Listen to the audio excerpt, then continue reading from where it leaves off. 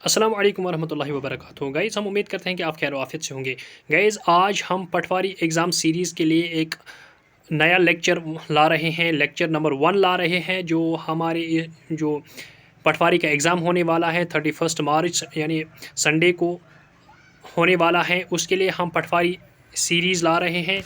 आज जो हम लेक्चर ला रहे हैं, जो हमारे सिलेबस के मुताबिक जो ट्रांसलेशन सिलेबस में दी हुई है कि इंग्लिश इंटू उर्दू और उर्दू इंटू इंग्लिश ट्रांसलेशन के मुतालिक एग्ज़ाम में क्वेश्चन पूछा जाएगा। आज हमने उस ट्रांसलेशन के लिए एक लेक्चर लाया है। जो हमारी जो लेक्चर सीरीज़ आज से शुरू हुई है, ये ट्रांसलेशन से स्टार्ट हमने किया है। हम ट्रांसलेशन के लिए इसके बाद भी एक दो लेक्चर वीडियो आपके लिए लाने जा रहे हैं। आज जो हमने लाया है जो ट्रांसलेशन है, ये है उर्दू इंटू इंग्लिश। हमारे यहाँ ऊपर आप देख रहे हैं कि उर्दू में पैसेज दी हुई हैं, उसको फिर ट्रांसलेशन इंग्लिश में किया गया है। इसी तरीके से हमने एक दो तकरीबन 3 पैसेजेस ट्रांसलेशन के लिए इस लेक्चर में लाए हैं। आज हम इस ट्रांसलेशन पे बात करेंगे, इन पैसेजेस पे जिनको ट्रांसलेट किया जा रहा है इंग्लिश में। चलो गाइज़ आगे बढ़ते हैं। मैं इस उर्दू में जो पैसेज दी हुई है मैं इसको पढ़ता हूँ, आप भी अपनी स्क्रीन पे इसको देखिए, इसको पढ़िए, इसको समझिए। आप जुमला ब जुमला, लफ्ज़ ब लफ्ज़ इसको पहले अंडरस्टैंड कीजिए, पहले आराम से आसानी से समझिए, फिर आप अपने जहन में इसको बिठाओ और इसके बाद आप इसकी ट्रांसलेशन कर सको और आसानी से कर सकोगे। जब आप सेंटेंस ब सेंटेंस, जुमला ब जुमला या लफ्ज़ ब लफ्ज़ इसको आसानी से आराम से समझ पाओगे तो उसके बाद आप इसको इंग्लिश में ट्रांसलेट कर सकते हो बहुत आसानी से। चलो हम देखते हैं कि पहली जो ट्रांसलेशन जो है, जो पहली जो पैसेज है जो उर्दू में दी हुई है, जिसको इंग्लिश में ट्रांसलेट करना है, पहले हम इसको पढ़ते हैं। आप भी मेरे साथ पढ़िए ताकि जो भी आपको कहीं उर्दू पढ़ने में कोई दुश्वारी आ रही होगी या उर्दू का कोई ऐसा लफ्ज़ होता है जो प्रोनाउंस करने में जिसकी आवाज़ निकालना बहुत मुश्किल होता है, क्योंकि हम अच्छी तरीके से उसकी आवाज़ नहीं जानते, उसकी प्रोनाउंसिएशन नहीं जानते हैं। क्योंकि बहुत सारे ऐसे अल्फाज हैं उर्दू में, बहुत सारे ऐसे लुग़त हैं उर्दू में जिनको पढ़ने या जिनको अदा करने में बहुत सारी दुश्वारियाँ सामने आ रही हैं, क्योंकि हम उनकी असली जो आवाज़ होती हैं उसको नहीं जानते हैं। चलो मैं पढ़ता हूँ, आप भी मेरे साथ पढ़िए। मैं उम्मीद करता हूँ कि आप भी मेरे साथ पढ़ोगे। थोड़ा सा मैं इसको ज़ूम करूँगा ताकि पूरी स्क्रीन पे ये आए। चलो देखिए, पढ़िए आप मेरे साथ। न्यूटन बहुत नेक दिल आदमी था, उसे गुस्सा कभी नहीं आता था। उसके पास एक कुत्ता था जिसका नाम डायमंड था। मैं जुमला ब जुमला इसलिए पढ़ रहा हूँ ताकि आपको पढ़ने और समझने में आसानी हो जाए, इसलिए मैं जुमला ब जुमला पढ़ रहा हूँ। एक रात अपना काम छोड़कर न्यूटन अपने घर से बाहर चला गया। कमरे में मेज़ पर बत्ती जल रही थी। कुत्ता भी कमरे में ही था। न्यूटन की गैर हाजिरी में कुत्ता उछलकर मेज़ पर चढ़ गया और जलती हुई मोमबत्ती मेज़ पर गिर गई। मेज़ पर कागज़ पड़े थे, उन्हें आग लग गई और वो जलकर राख हो गए। न्यूटन ने इन कागज़ों को सालों की मेहनत से तैयार किया था। जब वो वापस आया तो कागज़ जला हुआ देखकर उसे बहुत दुख हुआ, लेकिन उसने कुत्ते को सिर्फ इतने अल्फाज कहे, डायमंड, तुमको मालूम नहीं कि तुमने मुझे कितना नुकसान पहुंचाया। गाइज़ मैंने ये पैसेज पढ़ी, आपने भी मेरे साथ इस पैसेज को पढ़ा होगा और आप देखिए कि जिस तरीके से मैंने इससे जुमला ब जुमला पढ़ा है, मैं उम्मीद करता हूँ कि जुमला ब जुमला पढ़ने से आपको इस पैसेज को समझने और पढ़ने में बहुत आसाइश आई होगी। अब हम इसकी जो अंग्रेज़ी में या इंग्लिश में हमने जो ट्रांसलेशन की है उसकी, अब हम उस पर बात करते हैं। हमने जो पहला सेंटेंस देखा था कि न्यूटन बहुत नेक दिल आदमी था, यहाँ है Newton was a very kind hearted man. आप लिख सकते हैं Newton was a very kind hearted person. आप थोड़ा सा जुमलों को इधर उधर भी लिख सकते हैं क्योंकि मानी एक जैसा ही है। उसके बाद उसे गुस्सा कभी नहीं आता था। He never lost his temper. उसके पास एक कुत्ता था। ही हैड अ डॉग जिसका नाम डायमंड था। Named diamond. आप समझ रहे मेरी बात। इसके बाद क्या है, एक रात अपना काम छोड़कर न्यूटन अपने घर से बाहर चला गया। One night leaving his work Newton went out of his house. कमरे में मेज़ पर मोमबत्ती जल रही थी। A candle was burning on the table in the room. Simple translation है, सिंपल अंग्रेजी है, सिंपल इंग्लिश है। आप समझ रहे हैं कि कितना सिंपल उर्दू पैसेज है और कितनी सिंपल ट्रांसलेशन इसकी की जा रही है यहाँ। कुत्ता भी कमरे में था। The dog was also in the room. Simple. Newton की गैर हाजिरी में कुत्ता उछल कर मेज पर चढ़ गया। In the absence of Newton dog jumped upon the table. और जलती हुई मोमबत्ती मेज पर गिर गई। And the burning candle fell on the table.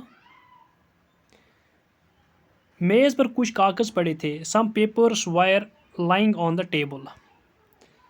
Lying on the table.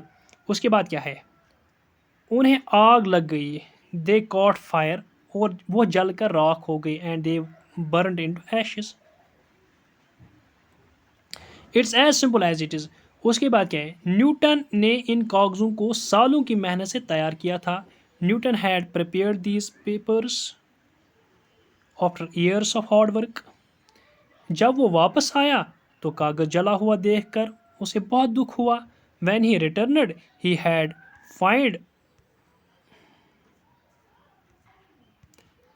Find sorry, अब यहाँ क्लियर आ रहा है। जब वो कागज़ जला हुआ देखकर उसे बहुत दुख हुआ। When he returned, he has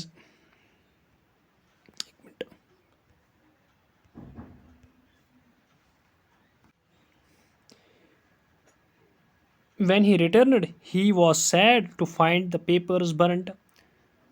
लेकिन उसने कुत्ते को सिर्फ इतने अल्फाज कहे। But he said only these words to the dog. Diamond, तुमको मालूम नहीं कि तुमने मुझे कितना नुकसान पहुंचाया। Diamond, you do not know how much harm you have done to me. That is it. यह है सिंपल पैसेज की सिंपल ट्रांसलेशन। इतनी ऐसी आपको भी ट्रांसलेट करना है। इसी तरीके से आपको भी इस पैसेज को पढ़ना है, फिर जुमले बे जुमला समझना है, सेंटेंस टू सेंटेंस समझना है। सेंटेंस टू सेंटेंस को अंडरस्टैंड करने के बाद फिर आपको सेंटेंस टू सेंटेंस उसको इंग्लिश में ट्रांसलेट करना है। अब हम दूसरी पैसेज पे आ रहे हैं जो थोड़ी सी छोटी है पहले से। इसमें भी पहले जिस तरीके से हमने पहली पैसेज पढ़ी है, आपने मेरे साथ इसको पढ़ा है, मेरे साथ दोहराई। मैं उम्मीद करता हूँ कि जो ये दूसरी ट्रांसलेशन पैसेज है आप उसको भी मेरे साथ पढ़ोगे, मेरे साथ दोहराओगे जिस तरीके से मैं पढ़ रहा हूँ। एक मशीन, थोड़ा सा जूम करके दिखाता हूँ मैं आपको।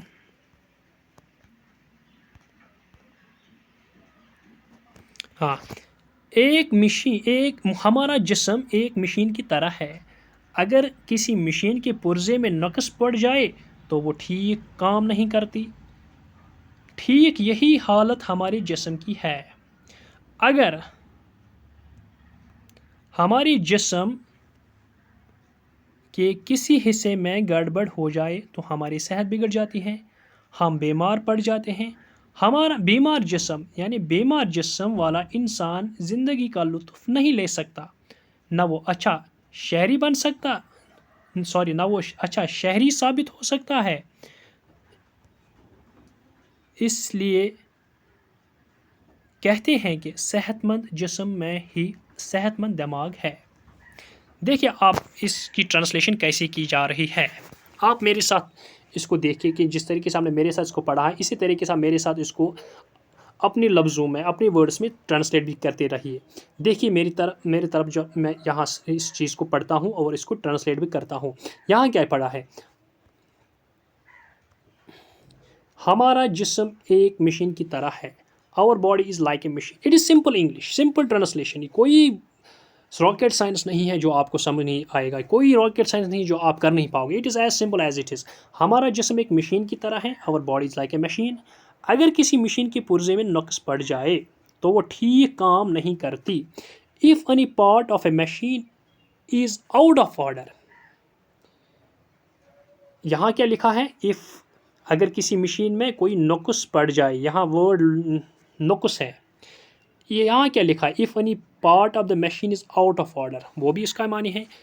और आप इस तरीके से इस सेंटेंस को लिख सकते हैं, if any part of the machine is defected, defected यानी अगर किसी को कोई डिफेक्ट हुआ है, वो भी वही है ना।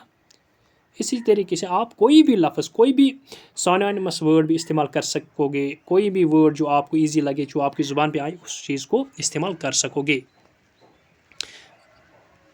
आगे बढ़ते हैं।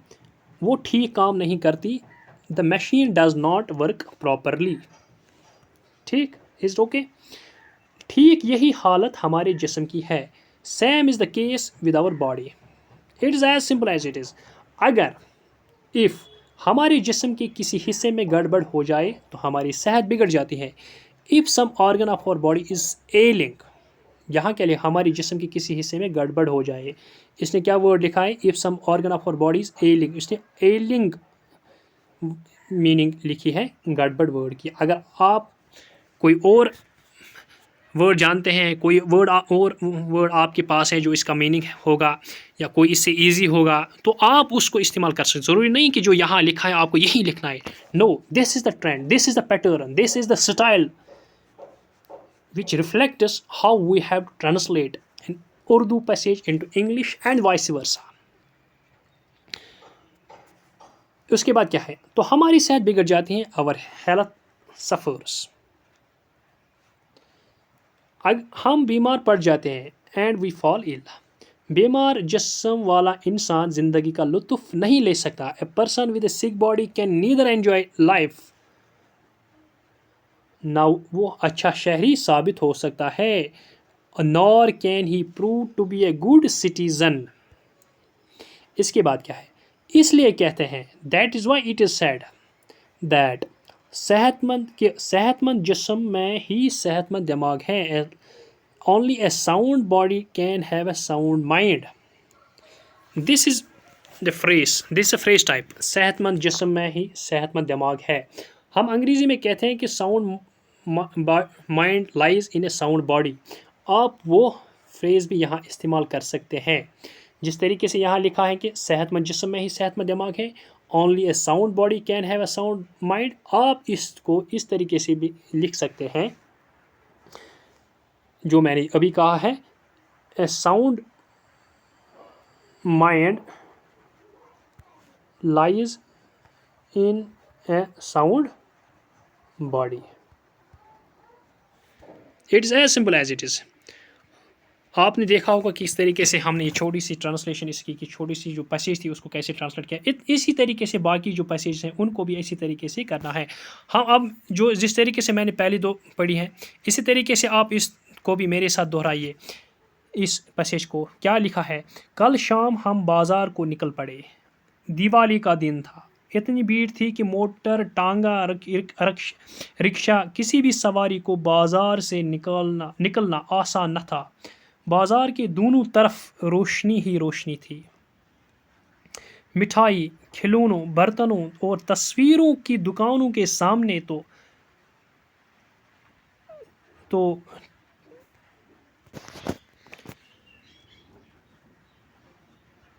तिल धरने की जगह न थी। बच्चे पटाखे छोड़ रहे थे, एक पटाखा फटा तो इसकी कुछ चिंगारियां एक औरत की साड़ी पर गिर गई। वो चिल्लाने लगी, फौरन ही लोग वहां जमा हो गए। लड़का पिटा और रोता हुआ एक तरफ चला गया, यानी लड़का पिटा और रोता हुआ एक तरफ चला गया। अब हम इसकी ट्रांसलेशन यहाँ देखते हैं। इसी तरीके से जिस तरीके से हमने ऊपर ट्रांसलेशन की, इसी तरीके से यहाँ भी करनी, कोई रॉकेट साइंस नहीं है, बहुत ईजी है, बहुत ईजी। देखिए, कल शाम हम बाज़ार को निकल पड़े। Last inning we went out to the bazaar. आप लिख सकते हैं we went out to the market, market भी आप कह सकते हैं। कोई भी जो सिनोनिमस वर्ड है या अप्रोप्रिएट वर्ड आपकी ज़ुबान पे आए, आप उस को इस्तेमाल कर सकते हैं। दिवाली का दिन था, it was a Diwali day. इतनी भीड़ थी, there was such a great rush कि मोटर, टांगा, रिक्शा, किसी भी सवारी को बाज़ार से निकलना आसान न था। It was not easy for a car, tonga और a rickshaw to pass through the bazaar और थ्रू द मार्केट, जो आपको ठीक लगे। बाज़ार के दोनों तरफ रोशनी ही रोशनी थी। On both sides of the बाज़ार देयर वर लाइट्स।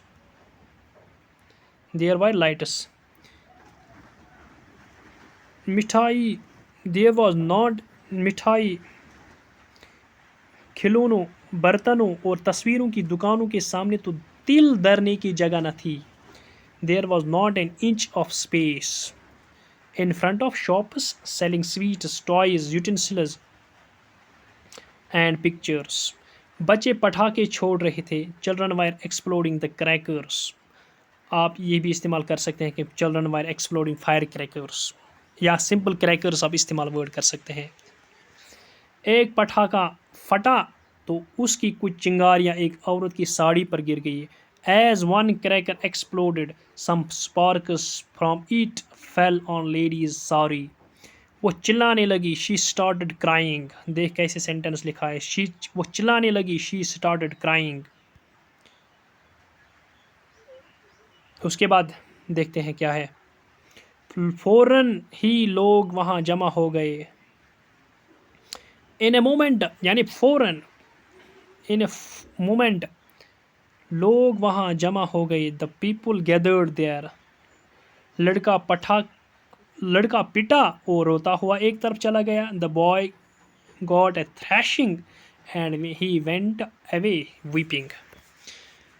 गाइस, ये देखिए आप किस तरीके से हमने यहाँ आपके सामने इन पैसेजेस को लाया हो और किस तरीके से हमने वर्ब ब जुमला ब जुमला, सेंटेंस टू सेंटेंस उनको ट्रांसलेट करके आपके लिए एक बहुत आसान तरीके से, बहुत इजी वे से, बहुत जो मतलब जितना भी मतलब आसान तरीका है वो मैंने आपको यहाँ दिखाया है। अब 3 पैसेजेस हैं जो मैंने आपको यहाँ ट्रांसलेट करके दिखाई है। आप देखिए कि जिस तरीके से मैंने इन चीज़ों को पढ़ा है, इन पैसेजेस को यहाँ पढ़ा है स्क्रीन पे, जो मैं आप इस वीडियो लेक्चर में आपके सामने जो मैं दिखा रहा हूँ इस वक्त ये पैसेज, मैंने पहले इनको सेंटेंस पे सेंटेंस पढ़ा है, फिर सेंटेंस पे सेंटेंस इनको ट्रांसलेट करने की कोशिश की। इसी तरीके से जो बाकी जो पैसेज नंबर 2 है या पैसेज नंबर 3 है, इन तीनों को हमने इस वीडियो लेक्चर में अगरचे ट्रांसलेट किया है, लेकिन मैंने बहुत इंतहाई कोशिश की कि ये it should be as simple as it is possible, it should look like to be as easy as it is possible. क्योंकि जिस तरीके से मैंने इसको आसान बनाने की कोशिश की, मुझे लग रहा है कि it was the only possible way कि जिस तरीके से मैं इसको आसान कर सकता था, आसान बना सकता था, आसान तरीके से एक्सप्लेन कर सकता था। लेकिन मेरी आपसे एक दरख्वास्त है, मेरी गुजारिश है आपसे भी, जो भी मेरे व्यूवर्स हैं, आप इस चीज़ को पढ़िए, आप इस चीज़ को लफ्ज़ ब लफ्ज़ समझिए, सेंटेंस टू सेंटेंस, जुमला ब जुमला, लगत ब लगत, लफ्ज़ ब लफ्ज़ समझिए।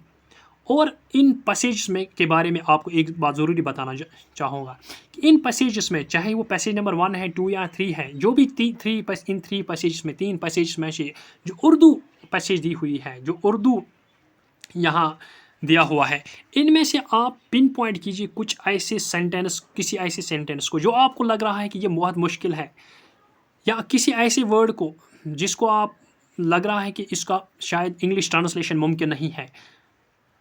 आप उसको एनसर्कल कीजिए, फिर आप देखिए कि उसका इंग्लिश में ट्रांसलेशन कैसा किया गया है, फिर आपको समझ आएगा कि किस जुमले को कैसे ट्रांसलेट किया जा रहा है।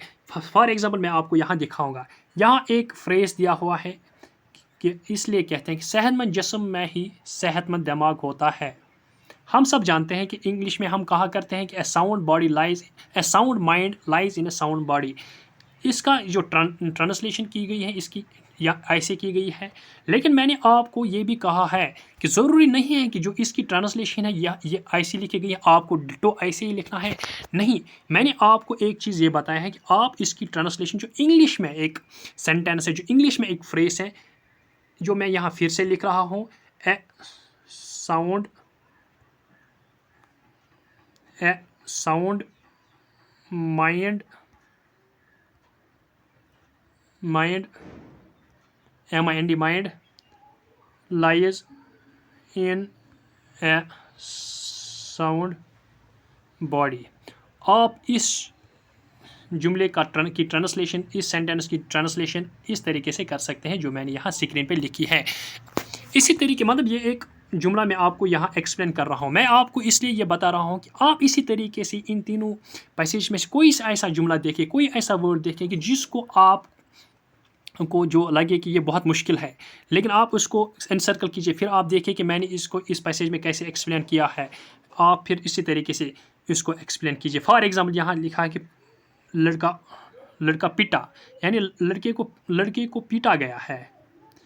यहाँ क्या लिखा है कि बॉय गॉट थ्रैशिंग, और आप ऐसे भी लिखें बॉय गॉट ए थ्रैश। यहाँ क्या एक तरफ चला गया, ही वेंट अवे, लेकिन यहाँ क्या लिखा है, ही रोता हुआ एक तरफ चला गया। फिर इसकी ट्रांसलेशन क्या गई, ही वेंट अवे वीपिंग, वो रोता हुआ वो चला गया। इसी तरीके से बहुत सारे ऐसे वर्ड होंगे जो आपको एक नए लग रहे होंगे, या कोई सेंटेंस ऐसा होगा जो आपको नया लग रहा होगा, लेकिन आप इसी तरीके से इनको इनसर्कल कीजिए। आप इसी तरीके से इनको पढ़िए, इनको समझिए, ताकि आपको किसी भी पैसेज को ट्रांसलेट करने में आसाइश और आसानी महसूस हो। गाइज मैं उम्मीद करता हूँ कि आपको मेरा ये वीडियो लेक्चर पसंद आया होगा। इस वीडियो लेक्चर के कमेंट बॉक्स में टेलीग्राम चैनल की लिंक है, आप उस पर क्लिक करके मेरे टेलीग्राम चैनल को ज्वाइन कीजिए, ताकि जो भी अपडेट आ रहा होगा मैं उस टेलीग्राम चैनल के ज़रिए से आप तक पहुंचाता रहूँगा, चाहे वो किसी भी एग्ज़ाम या किसी भी एडवर्टाइजमेंट या कोई भी वीडियो लेक्चर, कोई भी मटेरियल या कोई भी नोटिफिकेशन हो, ताकि मैं आसानी से आप तक उस चीज़ को उस टेलीग्राम चैनल में पहुँचा सकता हूँ। और इसके साथ साथ इस वीडियो लेक्चर के बारे में जो भी आपको फीडबैक है, मैं उम्मीद करता हूं कि आप वो फीडबैक मुझे कमेंट बॉक्स में ज़रूर दोगे। और इसके साथ साथ मैं उम्मीद करता हूं कि आप मेरे इस वीडियो लेक्चर को ज़्यादा से ज़्यादा लाइक और ज़्यादा से ज़्यादा शेयर करोगे। जो भी आपकी फ्रेंड्स हैं, जहां से भी आपको मुमकिन हो सके, आप इस वीडियो लेक्चर को ज़्यादा से ज़्यादा शेयर करो, ताकि ज़्यादा से ज़्यादा लोग इससे, ज़्यादा से ज़्यादा जो एस्पिरेंट्स हैं वो मुस्तफ़ीद हो सके, वो इससे बेनिफिट और इससे फ़ायदा हासिल कर सके। इसलिए मैं आपसे ये कह रहा हूँ कि आप ज़्यादा से ज़्यादा, मैं उम्मीद करता हूँ कि आप ज़्यादा से ज़्यादा मेरे इस वीडियो लेक्चर को लाइक और शेयर करोगे, और मेरी इस यूट्यूब चैनल को सब्सक्राइब करोगे। Thank you very much. Have a nice day ahead.